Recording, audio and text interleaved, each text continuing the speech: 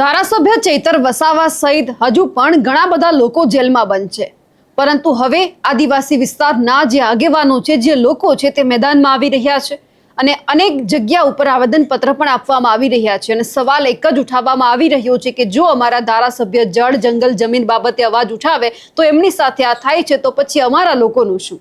નમસ્કાર, આપ જોઈ રહ્યા છો નિર્ભય ન્યૂઝ અને હું છું આપની સાથે રિદ્ધિ। દેડિયાપાડાના આમ આદમી પાર્ટીના ધારાસભ્ય ચૈતર વસાવા હાલ જેલમાં બંધ છે। જે વર્ષ 2023ની અંદર જે વનકર્મીને લાફો મારવામાં આવ્યો હતો તે જ બાબતે જ્યારે એમને 7 વર્ષની જેલની સજા પડી છે, બાબતે હજુ પણ ઘણા બધા લોકો છે જેલમાં બંધ છે। પણ હવે અલગ અલગ વિસ્તારની અંદર આદિવાસી વિસ્તારના લોકો જઈ રહ્યા છે, આવેદનપત્ર આપી રહ્યા છે, ક્યાંક રાજ્યપાલને સંબોધીને આપવામાં આવે છે, ક્યાંક મુખ્યમંત્રીને આપવામાં આવી રહ્યું છે। હવે આવી જે ઘટના છે સામે આવી છે નર્મદા જિલ્લાની અંદરથી કે જ્યાં નર્મદા જિલ્લાના દેડિયાપાડા તાલુકા ખાતે દેડિયાપાડાના ધારાસભ્ય જે ચૈતર વસાવા 7 વર્ષની સજા થઈ તે બાબતે આદિવાસી સમાજના આગેવાનો છે એમણે નર્મદા જિલ્લા પંચાયતના જે માજી કારોબારી અધ્યક્ષ બહાદુર વસાવા અને તેમની સાથે બીજા પણ ઘણા બધા લોકો જિલ્લા કલેક્ટરને આવેદનપત્ર આપવા માટે ગયા હતા।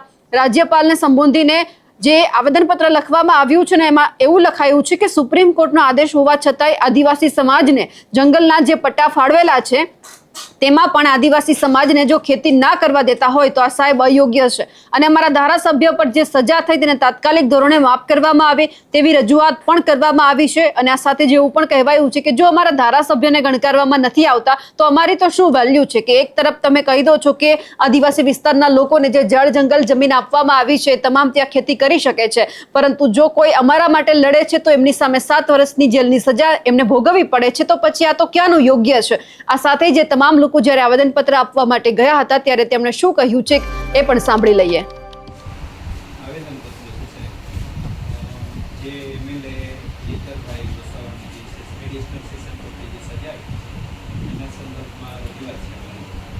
વન અધિકાર અધિનિયમ 2006માં પાર્લામેન્ટે કાયદો પસાર કર્યો આદિવાસીઓને જમીનના પટ્ટા આપવા માટે, અને એ જમીનના જે કાયદો છે અને એના નિયમો 2008માં છે એમાં કલમ 4 અને 5માં જોગવાઈ છે કે જ્યાં સુધી દાવા હેઠળની કોઈ બી જમીન હોય એ જમીનનો કબજો ભોગવતો કોઈ વ્યક્તિ કે ફોરેસ્ટ વિભાગ છોડાવી નથી શકતો।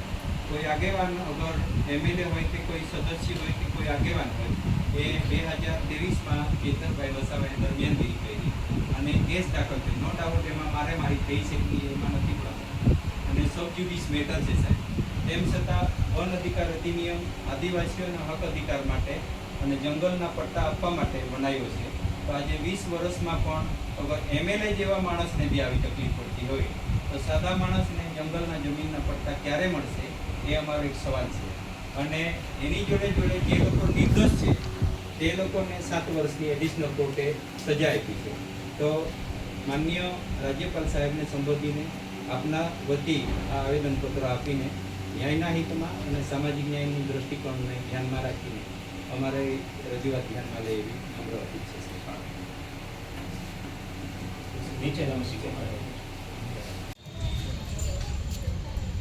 દેડિયાપાડાના ધારાસભ્ય માનનીય ચૈતરભાઈ વસાવા સાહેબની જે સજા થઈ છે એના સંદર્ભમાં અમે આજે નિવાસી કલેક્ટર શ્રીને રજૂઆત કરી છે।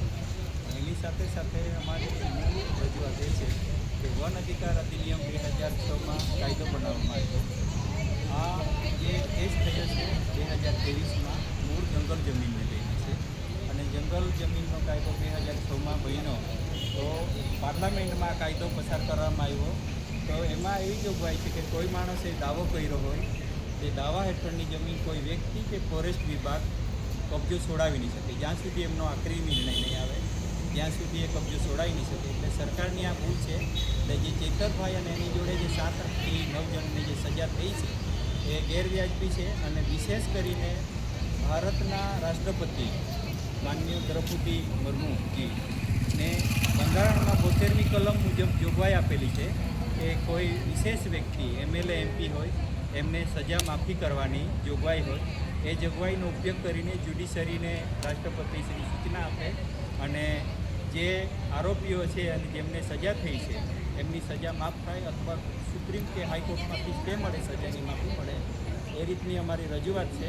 અને મૂળ લડાઈ જળ જમીન જંગલની છે, વન અધિકાર અધિનિયમ હેઠળની જમીનની લડાઈ છે। એટલે 20 વર્ષ થયા આ કાયદો બન્યો, તેમ છતાં અમારા આગેવાનો કે અમારા લોકોને આ રીતે સરકાર રંજાડે એ વ્યાજબી નથી. એટલે સરકારે આ ધ્યાનમાં લઈને એમની સજા માફ કરવી જોઈએ. હું બહાદુરસિંહ ડી વસાવા, માજી કારોબારી અધ્યક્ષ નર્મદા જિલ્લા પંચાયત અને વન અધિકાર અધિનિયમની જે સમિતિ હતી આના અગાઉ, એ સમિતિનો હું મેમ્બર રહી ચૂક્યો છું, જિલ્લા સ્તરની સમિતિ. આદિવાસી વિસ્તારના લોકો જે અત્યારે સવાલ ઉઠાવી રહ્યા છે તેમને લઈ આપ શું માનો છો? કમેન્ટ કરીને ચોક્કસથી જણાવજો. સાથે જ અમારી નિર્ભય ન્યૂઝ ચેનલને લાઇક, શેર અને સબસ્ક્રાઇબ કરવાનું ભૂલશો નહીં. નમસ્કાર.